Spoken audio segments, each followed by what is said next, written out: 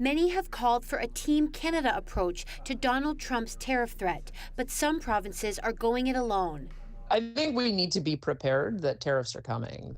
Alberta Premier Danielle Smith met with the incoming U.S. president over the weekend at Mar-a-Lago, his Florida golf club. She's the first premier to do so since Trump announced his threat of 25% tariffs on Canadian goods. Smith is pushing for carve-outs or exemptions, particularly on energy products. Because I think oil and gas is going to be key to being able to get a breakthrough once tariffs do come in getting them off. Crude oil accounts for 1/5 of all goods Canada ships abroad. If I was the premier, I would already be down there.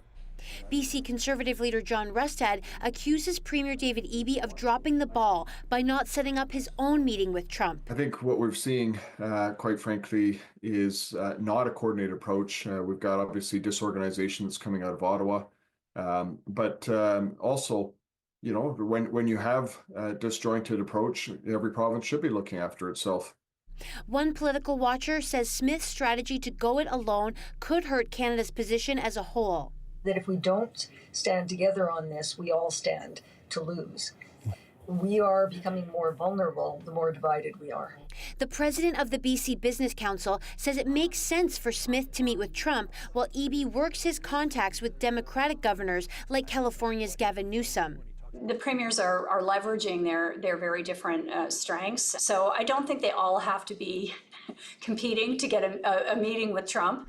Eby says his trump card in negotiations would be threatening to hold back exports the U.S. relies on.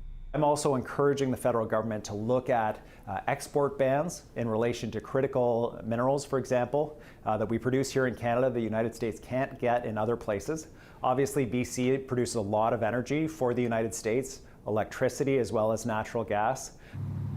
Trump will be inaugurated on January 20th, and he's pledged to make tariffs his first order of business.